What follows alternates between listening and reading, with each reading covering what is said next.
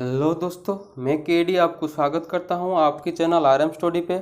जैसे कि आपको पता है, दुर्गापुर स्टील प्लांट का जो एग्ज़ाम नज़दीक आ गया है आपका, तो ये वाला जो सेशन आपका 11वां सेशन है उसका।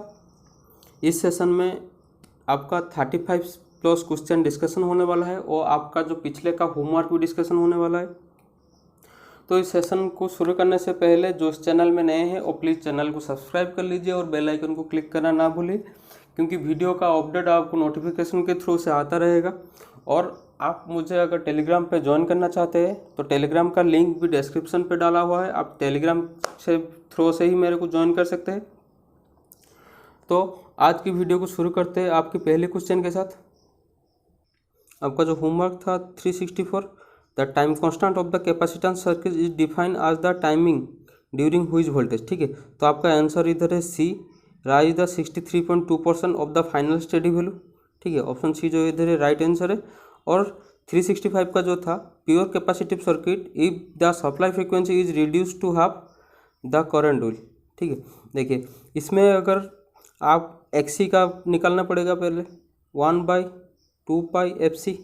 ठीक है, तो सप्लाई फ्रीक्वेंसी कहाँ है, डिनोमिनेटर में है। तो सप्लाई फ्रीक्वेंसी अगर रिड्यूस हाफ करेगा, ठीक है, हाफ रिड्यूस कर देगा, उसका मतलब आपका एक्सी का वैल्यू क्या होगा, हाफ इंक्रीज हो जाएगा ज़्यादा।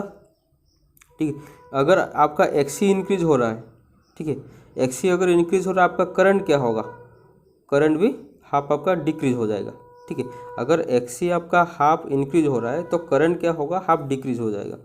तो ऑप्शन में से जो पहला ऑप्शन है बी रिड्यूस्ड हाफ, ये वाला सही आंसर है आपके लिए। ठीक है, तो होमवर्क का सेशन यहीं पे ख़त्म होता है। तो आज का पहला क्वेश्चन शुरू करते हैं। Which of the following device may be use for extending the range of the instrument. ठीक है, आपका इंस्ट्रूमेंट का रेंज को बढ़ाने के लिए कौन सा जो इंस्ट्रूमेंट है वो यूज होता है। ठीक है, आपका मल्टीप्लायर और करंट ट्रांसफार्मर, ये तीनों के तीनों यूज होता है करंट रेंज, मतलब आपका रेंज को, इंस्ट्रूमेंट का रेंज को इंक्रीज करने के लिए। ठीक है, तो ऑप्शन डी जो है इधर आपका सही आंसर है। चलते हैं आगे। The maximum speed variation of 3 phase synchronous motor is, आपका 3 फेज सिंक्रोनस मोटर का मैक्सिमम जो स्पीड वेरिएशन कितना रहता है, वो आपका 0 रहता है, क्योंकि उधर आपका सिंक्रोनस स्पीड और रोटर स्पीड में कोई भी डिफरेंस नहीं होता है, इसलिए उसका स्लीप जो है, इसका वैल्यू है कांस्टेंट है। ठीक है, कोई भी डिफरेंस सिंक्रोनस स्पीड और रोटर स्पीड में कोई भी डिफरेंस उधर क्रिएट नहीं होता है। ठीक है, तो इसमें क्या हो गया, आपका स्पीड वेरिएशन जो है इसका 0 है, ऑप्शन डी। ठीक है, चलते हैं आगे। In a synchronous motor the magnitude of the starter back EMF EB depend on. ठीक है, आपका स्टार्टर बैक ईएमएफ किसके ऊपर डिपेंड करता है, आपका वो आपका डीसी एक्साइटेशन के ऊपर डिपेंड करता है, जो कि आपका सप्लाई दिया जाता है रोटर की ओर से। ठीक है, क्योंकि आपको तो पता होगा सिंक्रोनस मोटर एक डबल एक्साइटेड मशीन है, उसका स्टार्टर को जो है एसी दिया जाता है और रोटर को डीसी दिया जाता है। ठीक है, और डीसी जो दिया जाता है रोटर को, और ये वाला शंट जनरेटर या बैटरी से दिया जा सकता है, एक्साइटर जिसको बोलते हैं। ठीक है, एक्साइटर के थ्रू से उसका रोटर को दिया जाता है, डीसी एक्साइटेशन उसका दिया जाता है। तो ऑप्शन बी जो है इधर सही आंसर है आपका। चलते हैं आगे। When the excitation of a unloaded silent pole synchronous motor is suddenly get disconnected। ठीक है, अगर आपका साइलेंट पोल मोटर का एक्साइटेशन डिस्कनेक्ट हो जाता है तो क्या होगा। ठीक है, तो क्या होगा ना, आपका मोटर जो है स्टॉप हो जाएगा, क्योंकि आपको पता है कि अगर एनएस और एनआर में कोई भी डिफरेंस क्रिएट हो जाता है तो मोटर क्या होगा, आपका सडनली स्टॉप हो जाएगा। ठीक है, तो ऑप्शन ए जो है इधर आपके लिए सही आंसर है। चलते हैं आगे। For V curve of a synchronous motor the graph is drawn between. ठीक है, वी कर्व का जो ग्राफ ड्रॉन होता है सिंक्रोनस मोटर में, वो किसके किसके बीच में रहता है, और रहता है आपका field current and armature current. ठीक है, ये बहुत बहुत इंपॉर्टेंट है, ये आपका डीएमआरसी में पूछा गया था। ठीक है, डीआरडी में पूछा गया था, तो सेल में भी तो पूछता ही है ये। ठीक है, सेल में भी पूछता है इसका। तो ये याद रखना, आपका जो वी कर्व है, वी कर्व का जो ग्राफ उस कहाँ किसका किसका बीच में रहता है, वो है आपका field current and armature current. ठीक है, ऑप्शन ए जो है इधर आपके लिए सही आंसर है। चलते हैं आगे। Why cable conductor are standard, आपका जो केबल का कंडक्टर है वो स्टैंडर्ड क्यों, स्टैंडर्ड का मतलब एक कोर पे नहीं होके ऐसे, मतलब बहुत सारे कोर, मतलब ये और रहता है कितना 7, मतलब 7 1, 4 ओवर में 7 रहेगा, बीच में 1 रहेगा। ठीक है, ऐसा जो स्टैंडर्ड होकर उसका कोर क्यों रहता है, क्योंकि उसका जो करंट कैरी कैपेसिटी है उसको ज़्यादा होता है इसके लिए। ठीक है, इस ये करने से आपको उसका करंट कैरी जो है ज़्यादा हो जाता है, और जो ऑप्शन में नहीं होता है मैं आपको बता देता हूँ, ऑप्शन में नहीं है क्योंकि आपका स्टैंडर्ड होने से आपका जो उसका फ्लेक्सिबिलिटी ज़्यादा हो जाता है। ठीक है, फ्लेक्सिबिलिटी ज़्यादा हो जाता है, और आपका जो साग है, ठीक है, साग रिड्यूस हो जाता है, क्योंकि आपका कोर कंडक्टर में जितना साग रहेगा स्टैंडर्ड कंडक्टर में उसका मतलब सागा बहुत घट जाएगा उसका। ठीक है, तो ऑप्शन बी जो है इधर आपके लिए सही आंसर है। चलते हैं आगे। Which part of the underground cable from mechanical injury protect the cable from the mechanical injury. ठीक है, आपका मैकेनिकल इंजरी को प्रोटेक्ट करने के लिए आपका क्या यूज होता है, आपका है आर्मोरिंग यूज होता है। ठीक है, आर्मोरिंग यूज होता है आपका मैकेनिकल इंजरी को बचाने मतलब प्रोटेक्ट करने के लिए आपका आर्मोरिंग यूज होता है। तो इधर आपका 5 स्टेप में यूज होता है। आपका कोर का जो इंसुलेशन 5 स्टेप में होता है। पहला जो है आपका कोर रहता है, ठीक है, उसके बाद उसका रहता है इंसुलेशन, इंसुलेशन के बाद आपका रहता है मेटालिक सेट। ठीक है, उसके बाद आपका मेटालिक सेट रहता है। मेटालिक सेट जो है आपका डैम्पनेस से प्रोटेक्ट करता है, मतलब आपका मॉइस्चर से प्रोटेक्ट करता है आपका मेटालिक सेट। ये वाला भी एग्जाम पे पूछ चुका है, LMRC में पूछा गया था, DMRC में पूछा गया था। ठीक है, कि आपका मेटालिक सेट केबल में कहाँ प्रोटेक्ट करता है। जैसे इधर पूछा गया मैकेनिकल इंजरी से कौन प्रोटेक्ट करता है, उधर पूछा होगा आपका मॉइस्चर के लिए कौन प्रोटेक्ट करता है, वो है आपका मेटालिक सेट। उसके बाद आपका आ जाएगा बेडिंग। ठीक है, उसके बाद आपका आ जाएगा आर्मोरिंग। ठीक है, आर्मोरिंग जो है आपका मैकेनिकल इंजरी को प्रोटेक्ट करता है। और ये वाला आर्मोरिंग जो किस में मैचडअप होता है, आर्मोरिंग किस में मैडअप होता है, इस पर भी पूछा जाता है। आपका गाल्वानाइज्ड स्टील में मैडअप होता है। ठीक है, आर्मोरिंग आपका गाल्वानाइज्ड स्टील पे मेजर होता है। तो चलते हैं आगे। Which insulation has high insulation resistance and good dielectric strength. ये 4 ऑप्शन में से कौन सा जो इंसुलेशन है उसका इंसुलेशन प्रॉपर्टीज हाई है। ठीक है, उसका मतलब उसका रेजिस्टेंस हाई है, और उसका डाइलेक्ट्रिक मतलब स्ट्रेंथ जो है वो बहुत अच्छा है। वो है आपका वार्निश्ड कैम्ब्रिक। ठीक है, वार्निश्ड कैम्ब्रिक का आपका इंसुलेशन रेजिस्टेंस इन चारों में से ज़्यादा है, और उसका डाइलेक्ट्रिक स्ट्रेंथ भी बहुत अच्छा है। तो ऑप्शन डी जो है इधर आपके लिए सही आंसर है। चलते हैं आगे। Why impregnated cable and the temporarily covered with the wax. ठीक है, वैक्स का आपको पता है, आप देखे होंगे वैक्स, आपका जो कैंडल यूज करते हैं आप, ठीक है, कैंडल का जो यूज करते हैं वो कैंडल आपका वैक्स में बना होता है। ठीक है, मोहम उसको बोलते हैं। ठीक है, कैंडल आपका वैक्स से बना होता है। तो ये जो है केबल में आपको किससे प्रोटेक्ट करता है, ये आपका जो प्रोटेक्ट करता है reduce the absorption of the moisture. ठीक है, ऑप्शन सी। वैक्स क्या करता है आपका मतलब मॉइस्चर ऑब्जर्वेशन को रिड्यूस कर देता है। ठीक है, ऑप्शन सी जो है इधर आपका सही आंसर है। ठीक है, चलते हैं आगे। The example of low resistance value of devices. ठीक है, आपका लो रेजिस्टेंस डिवाइस में इस चारों में से कौन जाता है।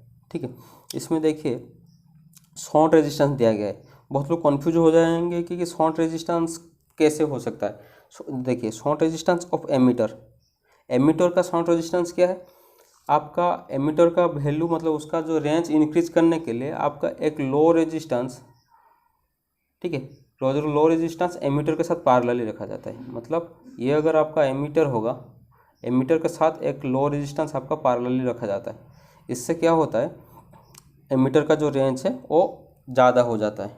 ठीक है, तो ये जो शॉर्ट का प्रॉपर्टी है क्या है, वो लो रेजिस्टेंस है। ठीक है, तो लो रेजिस्टेंस में इसमें कौन जाता है, ऑप्शन डी। और हीटर रेजिस्टेंस, इंसुलेशन रेजिस्टेंस, ये वाला सब इंसुलेशन रेजिस्टेंस 1 मेगा ओम से ज़्यादा है। ठीक है, ये वाला आपका हाई रेजिस्टेंस में जाएगा। हीटर का रेजिस्टेंस ये वाला आपका जाएगा मीडियम रेजिस्टेंस में। ठीक है, तो ऑप्शन डी इधर आपका सही है। लो रेजिस्टेंस में कौन जाता है, शॉर्ट रेजिस्टेंस ऑफ एमीटर। और अगर इसका डी में ऑप्शन शॉर्ट रेजिस्टेंस नहीं होगा, अगर आपका होता आर्मेचर वाइंडिंग, ठीक है, आर्मेचर वाइंडिंग रेजिस्टेंस, ये भी हो सकता है आपका लो रेजिस्टेंस में। ठीक है, तो चलते हैं आगे। In each of the 3 coil of 3-phase generator an alternating voltage having RMS value of 220 volt is induced. Which of the following value indicate the voltmeter? ठीक है। आपका एक 3 फेज जनरेटर है, उसका जो एसी का वैल्यू है वो आरएमएस वैल्यू मेजर होता है किसमें, 220 वोल्ट में, ठीक है। तो उसका जो फॉलोइंग वोल्ट मीटर का जो वैल्यू इंड्यूस करेगा वो क्या इंड्यूस करेगा, ठीक है। तो आपको ये पहले पता होना चाहिए, आपका जो वोल्ट मीटर हो, एमीटर हो, ये सब आपका आरएमएस वैल्यू ही मेजर करता है, ठीक है। आरएमएस वैल्यू का मतलब रूट मीन स्क्वायर, ये वैल्यू आपका वोल्ट मीटर हो, एमीटर हो, जितना भी इंस्ट्रूमेंट हो, आरएमएस वैल्यू मेजर करता है। तो इधर क्या होगा, आरएमएस वैल्यू दिया गया है आपका 220 वोल्ट, तो ऑप्शन ए जो है इधर आपका सही आंसर होगा 220 वोल्ट, ठीक है। तो चलते हैं आगे। इन हाईली कैपेसिटिव सर्किट, ठीक है, कैपेसिटिव सर्किट में आपका क्या होता है, पहली बात तो कैपेसिटिव सर्किट में आपका एक्सी जो है ये ज़्यादा होगा, ठीक है। एक्सी आपका ज़्यादा होगा मतलब आपका उधर रिएक्टिव पावर जो है, रिएक्टिव पावर का वैल्यू ज़्यादा होगा उधर। देखिए इसमें से रिएक्टिव पावर कहाँ लिखा गया, reactive power more than the apparent power, नहीं एपरेंट का तो नहीं होगा, क्योंकि एपरेंट पावर इधर रह जाता है, वी आई का रहता है, वो एक्चुअल पावर से ज़्यादा होगा, मतलब ऑप्शन सी इधर सही है, reactive power is more than the actual power, ठीक है। ऑप्शन सी इधर सही है आपका। हाईली कैपेसिटिव सर्किट में क्या होता है, रिएक्टिव पावर ज़्यादा रहता है आपका एक्चुअल पावर से। तो चलते हैं आगे। The power factor at resonance in RLC parallel circuit, ठीक है। रिजोनेंस कंडीशन का पहली बात तो है, रिजोनेंस कंडीशन का पावर फैक्टर जो है ये यूनिटी है, ये एकदम दिमाग में बिठा लीजिए। आपका रिजोनेंस कंडीशन में पावर फैक्टर जो है यूनिटी है, उधर क्या हो जाएगा आपका आर इक्वल टू जेड, उसका मतलब जो कंडीशन है आर इक्वल टू जेड है, ठीक है। और एक्सएल इक्वल टू एक्सी भी हो सकता है, ऐसे कंडीशन है उसका रिजोनेंस का। तो इधर ऑप्शन डी जो है आपका सही आंसर है, यूनिटी। चलते हैं आगे। In AC circuit a low value of kVAR, ठीक है, कंपेयर टू किलोवाट, अगर किलोवाट से कंपेयर करेंगे तो केवीएआर आपका कम है, मतलब एक्चुअल पावर से अगर आप कंपेयर करेंगे आपका रिएक्टिव पावर को, रिएक्टिव पावर आपका कम हो रहा है, तो सर्किट में क्या होगा, पहली बार जो रिएक्टिव पावर का फॉर्मूला है वी आई साइन थीटा, ठीक है। रिएक्टिव पावर का आपका जो फॉर्मूला है वी आई साइन थीटा है, और आपका एक्टिव पावर का जो फॉर्मूला है ये वाला है पावर रिएक्टिव, ये वाला पावर एक्टिव का फॉर्मूला है वी आई कॉस थीटा, ठीक है। तो आपका रिएक्टिव वैल्यू का कम हो रहा है और एक्टिव पावर का ज़्यादा हो रहा है, उसका मतलब आपका जो उधर पावर फैक्टर का वैल्यू है वो ज़्यादा होगा ज़रूर, ठीक है। पावर फैक्टर का वैल्यू जो है वो ज़्यादा होगा, इसलिए आपका एक्टिव पावर जो है ज़्यादा हो रहा है। तो ऑप्शन बी जो लिखा हुआ है आपका हाई पावर फैक्टर, ये आपका सही आंसर होगा ऑप्शन बी का, ठीक है। तो चलते हैं आगे। The time constant of the series RC circuit, ये अगला सेशन में आपका आरएल का पूछा गया था, ठीक है। आरसी का क्या है, आरएल का है आपका L by R time constant, RC का आपका टाइम कांस्टेंट है आरसी, ठीक है। आरसी सर्किट का आपका टाइम कांस्टेंट है आरसी। देखिए ऑप्शन में कहाँ दिया होगा आरसी, ऑप्शन सी पे दिया गया है आपका आरसी, तो ऑप्शन सी ही आपके लिए सही आंसर है। चलते हैं आगे। A dash device prevent the oscillation of the moving system and enable the latter to reach the final position quickly, ठीक है। मतलब पहली बात जो है आपका कौन सा एक डिवाइस है जो कि आपका ऑसिलेशन को कंट्रोल करता है, मतलब आपका मीटर में जो पॉइंटर मूवमेंट होता है, मूवमेंट होकर स्टेडी में जो रहता है ना, वो कौन सा डिवाइस है उसके वजह से होता है। अगर ऑसिलेशन होगा तो वो डिवाइस ठीक से काम नहीं करता है, ठीक है। तो वही ऑप्शन सी आपका डैम्पिंग, डैम्पिंग डिवाइस जो क्या करता है वो आपका पॉइंटर का ऑसिलेशन को कंट्रोल करता है। ऑप्शन सी आपका इधर सही आंसर है। चलते हैं आगे। The spring material used in spring control device should have the following property, ठीक है। आपका जो स्प्रिंग में जो मटेरियल यूज होता है उसका प्रॉपर्टीज़ क्या क्या होना चाहिए, ठीक है। पहली बात जो है शुड भी नॉन मैग्नेटिक, क्योंकि अगर वो मैग्नेटिक होगा तो मैग्नेट के आसपास अगर आएगा तो मीटर का रीडिंग जो है वो सही नहीं हो सकता है, ठीक है। तो ऑप्शन ए तो आ गया, उसका प्रॉपर्टी होना चाहिए कि वो नॉन मैग्नेटिक होना चाहिए वो वाला material. Most of the low temperature coefficient, low temperature coefficient होना जरूरी है। Should have low specific resistance, और उसका स्पेसिफिक रेजिस्टेंस जो है वो भी कम होना ज़रूरी है, ठीक है। तो ऑप्शन ए बी सी जो दिया गया है वो सही दिया गया है, मतलब डी का जो है ऑल ऑफ द अबव ये वाला आपका सही आंसर है।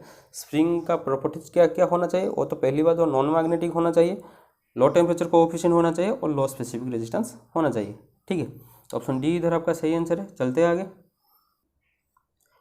For handling greater current induction wattmeter are used in conjunction with. ठीक है, ग्रेटर करंट को होल्डिंग करने के लिए आपका जो इंस्ट्रूमेंट ट्रांसफार्मर है वो है आपका करंट ट्रांसफार्मर। ठीक है, सीटी जिसको बोलते हैं हम। ग्रेटर करंट होल्डिंग करने के लिए आपका सीटी यूज होता है, करंट ट्रांसफार्मर।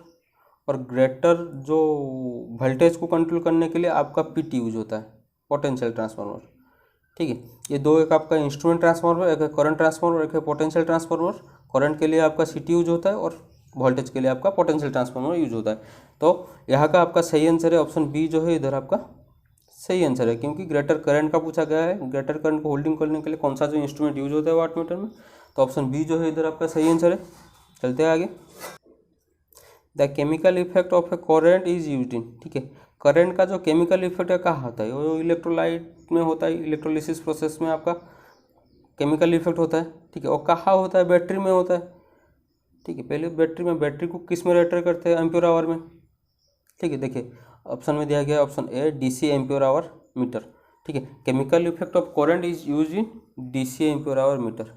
ठीक है, ऑप्शन ए जो है इधर आपका सही आंसर है। ये चीज़ को ना थोड़ा आपका कॉन्सेप्ट को याद कीजिए, वो वाला आंसर आराम से आ जाएगा। तो चलते हैं आगे। The multiplier and the meter coil in a volt meter are in. ठीक है, देखिए वोल्ट मीटर का मल्टीप्लायर क्या है ये पहले पता है। वोल्ट मीटर का मल्टीप्लायर एक है जो एक वोल्ट मीटर के साथ हाई रेजिस्टेंस सीरीज में कनेक्शन होगा। ठीक है, वोल्ट मीटर के साथ एक हाई रेजिस्टेंस अगर सीरीज में कनेक्शन होता है तो ये वाला रेजिस्टेंस को हम मल्टीप्लायर बोलते हैं। ठीक है, तो पूछा गया है कैसा कनेक्शन होता है, वो आपका सीरीज में कनेक्शन होता है मल्टीप्लायर। और एक पूछ सकता है मल्टीप्लायर का ज़रूरत क्या है। मल्टीप्लायर जो है आपका वोल्ट मीटर का जो रेंज को एक्सटेंड करता है। जैसे आपका एमीटर का था shunt, low resistance connected in parallel, ये आपका क्या करता था, आपका एमीटर का जो रेंज को एक्सटेंड करता है। तो वोल्ट मीटर का रेंज को एक्सटेंड करने के लिए आपका मल्टीप्लायर यूज होता है, एक हाई रेजिस्टेंस सीरीज में कनेक्शन किया जाता है। ठीक है, तो चलते हैं आगे। इस क्वेश्चन को थोड़ा विविडली पढ़िए। ठीक है, कॉन्सेप्ट के बारे में है इस क्वेश्चन में। When a capacitor was connected to the terminal of ohmmeter, the pointer indicate low resistance initially and then slowly come to infinity position, this show the capacitor is. ठीक है, अगर आपका कैपेसिटर को एक ओमीटर के हम कनेक्शन करेंगे, ठीक है, तो क्या होगा, आपका पॉइंटर जो है पहले आपका जो लो रेजिस्टेंस इंडिकेट करेगा, उसके बाद वो स्लोली घटकर इन्फिनिटी पोजीशन पे आ जाएगा। ठीक है, तो आपका उस टाइम जो कैपेसिटर क्या शो करेगा आपका, ठीक है, उस टाइम जो शो करेगा आप कैपेसिटर ऑल राइट, मतलब कैपेसिटर आपका ठीक ठाक है। ये वाला जो सवाल आया है कैपेसिटर का मतलब चेक करने के लिए और सही है कि नहीं, वो है आपका, अगर आप कैपेसिटर को एक ओम मीटर के थ्रू में कनेक्शन करेंगे तो पहले जो आपका लो रेजिस्टेंस इंडिकेट करेगा, उसके बाद स्लोली घटकर इन्फिनिटी पोजीशन पे आ जाएगा, तब पता चलेगा कि आपका कैपेसिटर जो है सही है। तो इधर आपका ऑप्शन बी जो है आपका सही आंसर है। चलते हैं आगे। For measuring very high resistance we should be. Very high resistance का मतलब वही बोल रहा है आपका इंसुलेशन रेजिस्टेंस, क्योंकि इंसुलेशन रेजिस्टेंस ही सबसे ज़्यादा है। ठीक है, इंसुलेशन रेजिस्टेंस को मेजरमेंट के लिए कौन सा इंस्ट्रूमेंट यूज होता है, आपका मेगर यूज होता है, ये तो आपको पता है। ठीक है, क्वेश्चन पर डायरेक्टली इंसुलेशन रेजिस्टेंस नहीं बोल के लिखा गया है आपका वेरी हाई रेजिस्टेंस को मेजरमेंट करने के लिए। ठीक है, तो आपका इंस्ट्रूमेंट क्या यूज होगा, आपका मेगर यूज होगा। तो ऑप्शन में देखते हैं, देखिए ऑप्शन सी पे है आपका मेगर, तो मेगर ही आपका सही आंसर है ऑप्शन सी का। चलते हैं आगे। Dash instrument are those which measure the total quantity of electricity deliver in a particular time. ठीक है, टाइम के थ्रू से मेजर करता है। आपको तो पता है इंटीग्रेटिंग जो इंस्ट्रूमेंट है वो आपका वैल्यू मेजर करेगा। ठीक है, और चाहे करंट हो या वोल्टेज हो, with respect to time, with respect to time, ये वाला जो है विथ रेस्पेक्ट टू टाइम। ठीक है, आपका जो इंस्ट्रूमेंट मेजर करेगा विथ रेस्पेक्ट टू टाइम वो है आपका इंटीग्रेटिंग इंस्ट्रूमेंट। इधर आपका पूछा गया है quantity of the electricity deliver by a particular time. ठीक है, पर्टिकुलर टाइम पे आपका जो मेजर करता है वो आपका है इंटीग्रेटिंग इंस्ट्रूमेंट, वो है आपका ऑप्शन डी जो इसका सही आंसर है। और इंटीग्रेटिंग इंस्ट्रूमेंट में आपका जाता है, अगर आप देखे होंगे घर का जो एनर्जी मीटर, ठीक है, एनर्जी मीटर ये आपका एक इंटीग्रेटिंग इंस्ट्रूमेंट है। ठीक है, तो चलते हैं आगे। If the current in a capacitor lead the voltage bye 80 degree, ठीक है, the loss angle in a capacitor, आपको पता है purely inductive circuit, purely capacitive circuit में आपका फेज डिफरेंस कितना रहता है 90 डिग्री, और बोल रहा है 80 डिग्री आपका डिस्प्लेसमेंट हुआ है, तो लॉसेस कितना कर रहा है 90 डिग्री माइनस 80 डिग्री से कितना 10 डिग्री आपका लॉसेस हो रहा है उधर, ठीक है। तो ऑप्शन ए जो है सही आंसर है, ठीक है। क्वेश्चन में कोई भी डिफिकल्टी नहीं है, क्वेश्चन को अगर विविडली सोचेंगे तो आंसर निकल के आ जाएगा आपके लिए। तो इधर आपका 10 डिग्री जो है सही आंसर है। चलते हैं आगे।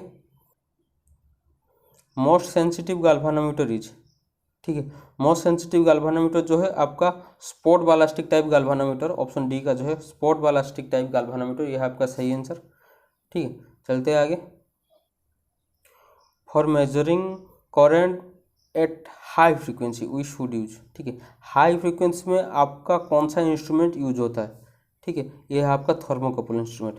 यह आपका इंपॉर्टेंट क्वेश्चन है, उसको मार्क कर लीजिए, ठीक है। ये वाला क्वेश्चन आपका एसएससी में पूछा गया था और डीआरडीओ में भी पूछा गया था, ठीक है। हाई फ्रीक्वेंसी मेजरमेंट के लिए कौन सा जो इंस्ट्रूमेंट आपका यूज होता है वो है आपका थर्मोकपल इंस्ट्रूमेंट आपका यूज होता है, ऑप्शन सी का। चलते हैं आगे। When the field of a synchronous motor is under excited, the power factor will be, ठीक है, इसका मैं आपको बताया हुआ था पहले। अंडर एक्साइटेड में आपका क्या होता है lagging power factor, over excited में आपका होता है लीडिंग पावर फैक्टर, ठीक है। ये चीज़ आप याद कर लीजिए, अंडर एक्साइटेड में आपका है lagging power factor, over excited में आपका है लीडिंग पावर फैक्टर, ठीक है। तो क्वेश्चन के हिसाब से आपका इधर बी ऑप्शन जो है इधर सही है। चलते हैं आगे। In which of the following motor the starter and rotor magnetic field rotate at the same speed, ठीक है। एक ही इस तरह का मोटर है जो आपका डबल एक्साइटेड है, वो है आपका सिंक्रोनस मोटर, ऑप्शन बी, ठीक है। आपका सिंक्रोनस मोटर एक ही मोटर है जिसका स्टार्टर और रोटर का जो मैग्नेटिक फील्ड है वो सेम स्पीड में घूमता है, ठीक है। इसलिए आपको सिंक्रोनस मोटर को स्टार्टिंग करने के लिए पोनी मोटर का ज़रूरत होता है, पोनी मोटर का जरूरत, क्योंकि उधर आपका जो है मैग्नेटिक लॉकिंग जो है उधर आपका प्रोड्यूस हो जाता है, इसलिए उधर पोनी मोटर का जरूरत है आपको उसको स्टार्टिंग पर्पज के लिए, ठीक है। तो ऑप्शन बी इधर आपका सही आंसर है। चलते हैं आगे। In a 3 phase 4 pole 50 horse synchronous motor the frequency, pole number and the load torque all are half, then the motor speed is. देखिए ये वाला एक आपका ट्रिक की क्वेश्चन है, ठीक है। आपको दिया गया है आपका सिंक्रोनस मोटर का स्पीड निकालने का, और बोल दिया गया है कि आपका पोल भी हाफ हो रहा है और फ्रीक्वेंसी भी हाफ हो रहा है। तो एनएस निकालने का जो स्पीड है 120F/P, ठीक है। तो देखिए अगर फ्रीक्वेंसी इधर हाफ हो रहा है तो कैसे होगा 120 multiplied by half of frequency divide by pole का भी हाफ हो रहा है, हाफ ऑफ फ्रीक्वेंसी। देखिए ये वाला हाफ जो कैंसिल हो जाएगा, ठीक है। ये वाला हाफ जो आपका कैंसिल हो जाएगा, तो आपका फॉर्मूला ऐसे ही वैसा रहेगा 120F/P, ठीक है। तो बेस्ट फॉर्मूला आपका आ गया 120F/P। तो 4 पोल का दिया गया आपका स्पीड निकाल लीजिए 120, फ्रीक्वेंसी आपका 50 दिया गया है, आपका 4 पोल का है, तो 1500 RPM जो है आपका आंसर आ जाएगा। तो ऑप्शन बी है आपका सही आंसर है, ठीक है। ये ध्यान रखिए इधर लिखा हुआ है फ्रीक्वेंसी और पोल नंबर दोनों को हाफ कर दिया गया है। अगर फ्रीक्वेंसी हाफ हो गया होता तो वैल्यू कुछ अलग आ जाता आपका, ठीक है। अगर फ्रीक्वेंसी आपका हाफ हो गया, पोल ऐसा का ऐसा रहेगा, तो आपका स्पीड जो है वो भी हाफ हो जाएगा आपका, ठीक है। ये चीज़ आपको ध्यान में रखना है कि क्वेश्चन में पूछा गया है आपको, ठीक है। चलते हैं आगे। The speed regulation of the synchronous motor is always, synchronous motor का स्पीड रेगुलेशन जो आपका 0 है, पहले बता क्या है, ऑप्शन डी, ऑप्शन 0 है आपका सही आंसर। चलते हैं आगे। Synchronous motor damper winding are provided on, ठीक है। डैम्पर वाइंडिंग जो रहता है आपका ऐसा पोल है, ठीक है। डैम्पर वाइंडिंग जो रहता है ना उसका फेसेस में रहता है, ऐसे उसका फेसेस में रहता है डैम्पर वाइंडिंग। तो डैम्पर वाइंडिंग कहाँ रहता है आपका पोल फेसेस में, आपको ये तो पता है आपको। ऑप्शन सी जो है इधर आपका सही आंसर है। चलते हैं आगे। Which of the following losses is not dissipated by the starter core surface in a synchronous motor, ये चारों में से जो कौन सा लॉस है जो स्टार्टर कोर में नहीं होता है, वो है आपका वाइंडेज लॉस। वाइंडेज लॉस वो नहीं होता है क्योंकि वाइंडेज लॉस आपका होता है कहाँ पे, जहाँ फ्रिक्शन रहता है, मतलब बेरिंग के आसपास होता है, ठीक है।